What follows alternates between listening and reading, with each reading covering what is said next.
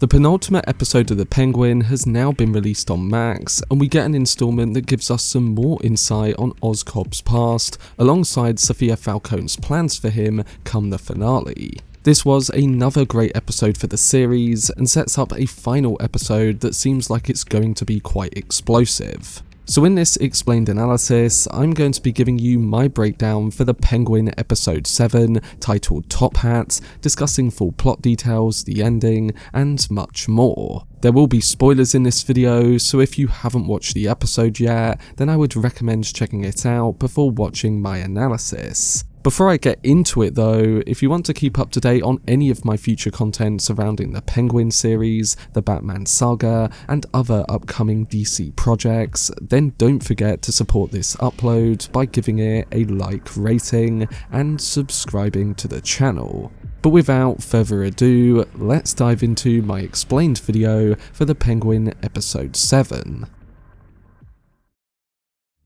So last week's episode featured Oz Cobb uniting various gang leaders in Gotham to wage war against the newly formed Gigante and Maroni crime family. The episode concluded with power being restored at Oz's Crown Point apartment, allowing Vic and Francis to celebrate, but unaware that their location had been discovered by Sofia Falcone. Now, in this week's penultimate episode, titled Top Hat, we delve into the aftermath of those events and get a haunting glimpse into Penguin's childhood memories.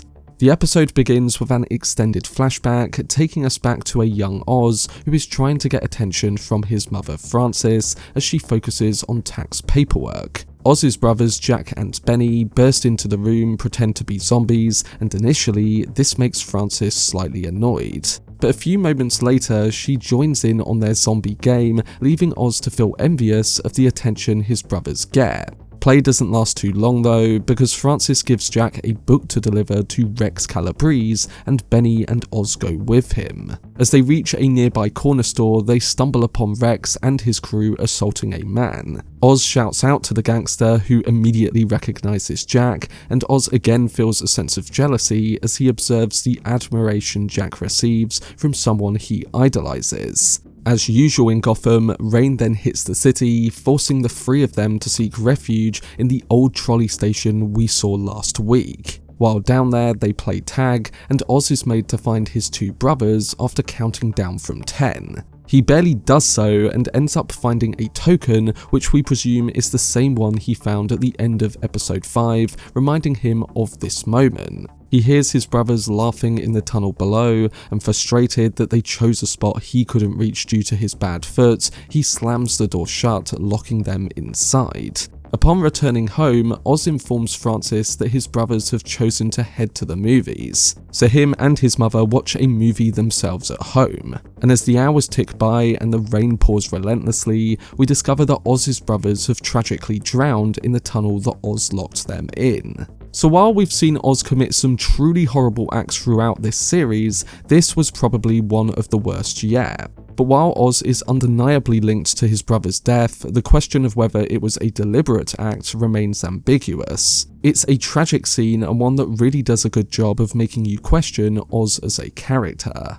Moving on from that effective flashback, we return to the present, where we find Oz arriving at Crown Point, happy that the street now has power. But as he reaches the apartment, he is struck by the damage inside. In a hurry, he rushes around and discovers Vic lying unconscious in the bedroom. When Vic wakes up, he reveals to Oz that Sofia has taken Francis. And before he can think or do anything, Oz then hears a noise from the other room, gets Vic to exit through the window, and sees that Salvatore Maroni and his crew have busted into his apartment. Oz pleads with Sal, trying to explain that Sofia is deceiving him, but he's not interested in listening. He pleads for his mother's safety, but before getting that comfort, Sal demands he take them to his base of operations.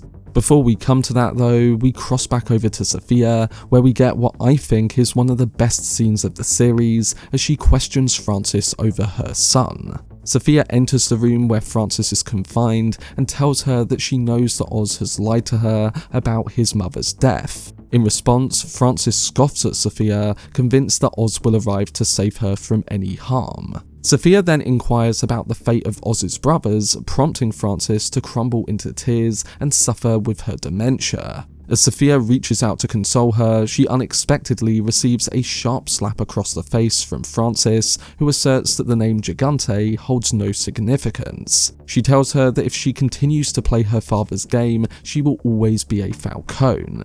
And she also tells her that she hasn't been as dedicated to looking after her own men as she had vowed to be. But it looks like Sofia has even more issues than just being grilled by Francis. Shortly after this moment, Julian Rush informs Sofia that another psychiatrist he knows has said that her young cousin Gia, the girl who Sofia kept alive when she murdered the Falcones, wishes to speak with the police. Gia claims to have witnessed something significant on the night her family perished. Julian offers to handle the situation, but Sofia insists on taking charge herself. We then come back to Oz, where we get the tense conclusion to his and Sal's standoff. Sal and his crew arrive at the trolley station or drug lab, holding Oz at gunpoint while they do so. With a commanding presence, Sal declares that they will now operate under their strict supervision. A few of the men try to make a break for it, but Sal stops them and orders them back to their tasks. However, Oz locks eyes with one of his workers near the power lines and starts reminiscing to Sal about the smell of Nadia and Taj's bodies when he set them on fire. This distraction works perfectly for Oz, who gives enough time for his men to flip the power switch. Once doing so, it provides him the chance to launch himself at Sal, leading to a fight between them. Initially, Sal gains the advantage in the fight, and it looks as if Oz won't make his way out of another tense situation. But a few moments later, Sal unexpectedly has a heart attack right in the midst of their fight. On one side, it's quite an anticlimactic moment for one of the most notorious crime lords in Gotham, but on the other side, the moments following their fight paint an even greater picture of Oz's character. It's intriguing to observe the Penguin's reaction, as he is robbed of the chance to genuinely show to others that he killed Maroni. He speaks to Maroni's dead body, saying that he wanted to beat him fair and square, and showed that he did.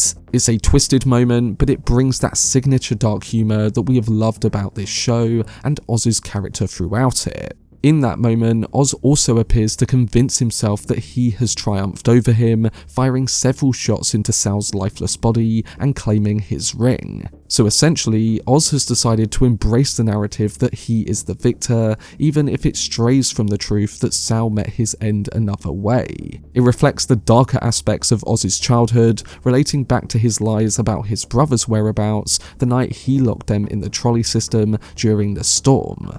This brings us back to Sofia Falcone, who makes her way to talk with Gia at the children's home. Sofia's led to her room, where the conversation becomes quite tense. Gia wants to know what really went down the night her family was killed, and Sofia's forced to confront the truth of that night. Gia reveals that she saw a gas mask in Sofia's bag and asks her if she was the one who did it. At first, Sofia denies it, but when she sees the self-harm scars on the girl's arms, she tells her the truth. She comforts Gia and tells her that her mum, dad, and the rest of the Falcones were bad people who deserved what they got. Sofia's words are jarring to the girl, but it's clear that she tells her that she's better off without her messed up family and that she deserves a lot more. And this is further used as a turning point for Sofia's next move. After chatting with Francis and her niece, the harsh reality hit her that she hadn't changed since leaving Arkham. She was still stuck in her father's twisted game. The roles have been reversed, and Sofia is talking to a girl whose parents she murdered in a way that reflects Carmine talking to her about the death of her mother. So as Sofia walks away from her conversation with Gia, the weight of her emotions finally catches up with her, and she starts to break down into tears. But her sorrow is short-lived, as Oz gives her a call to tell her that Sal is dead. He dangles an offer, saying that he'll give her everything she wants, but only if she agrees to hand over his mother. After this call, she returns home and we see Julian undergoing his red light therapy on Francis. She fills him in on Sal's death and what Oz has now proposed to her. Julian sees this as a trap and warns Sofia to be cautious. In doing so, he poses the question to her of what she actually wants, and that leads her to plan her next move. We learn that she wants freedom and that she wants Oz to feel the same pain that he had inflicted upon her. So it's not really the biggest change from the direction we thought this would go in, but again, it's another moment that helps us understand Sofia's drive a bit more, and it nails down the direction she's now headed in.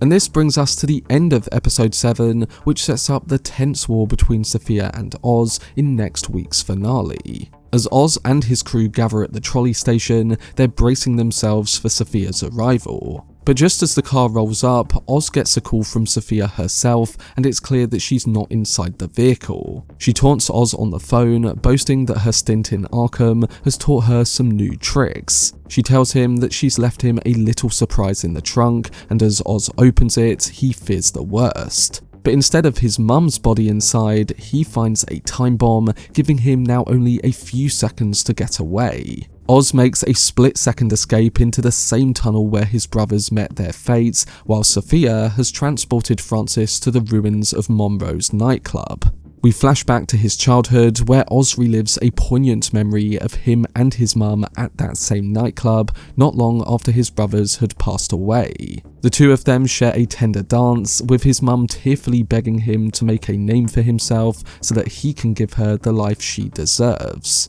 In response, he tells her that he won't stop trying until he does so. We then come back to the present and we find Oz walking through the devastated street of Crown Point, which Sofia's bomb has impacted.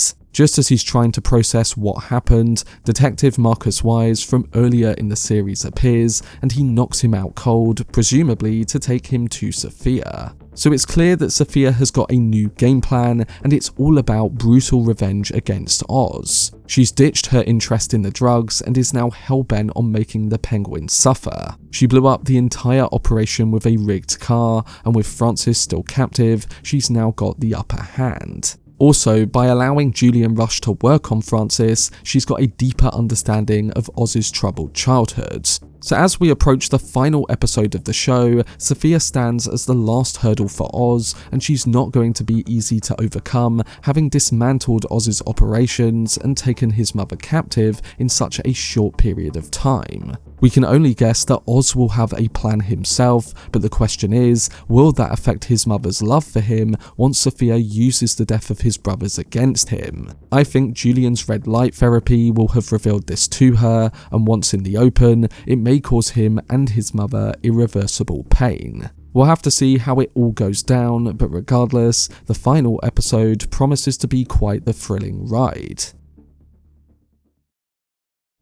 But that was my breakdown and analysis for The Penguin Episode 7. Overall, Episode 7 is a short but sweet installment for the show, giving us some important scenes with a young Oswald and setting up an eventful finale next week. It builds on some of the intimate moments that we got in Episode 6 and really deepens the relationship between Oz and Francis. Like that previous episode, I really appreciated the individual moments throughout, like the ones between Oz and his mum as a kid, and the intense scene between Sofia and Francis in the present. You see the multiple sides to the characters and how in different ways each of them are psychologically and even physically damaged by things from their past. It makes it hard to root for one side going into Episode 8. And while you could argue that a character like Oz should be punished, the relationship between him and his mother and the connection they've built over this series makes you not want to see that damaged. It really is strong writing, and I'm completely invested in where this all ends up. But I do hope this breakdown did help some of you guys understand the episode and the main details a bit better, and overall, I'm looking forward to hearing your thoughts on it, so don't forget to let me know down below in the comments section. I will be posting my Episode 8 trailer breakdown in a few days too, so stay tuned for that and more content on the show over its final week.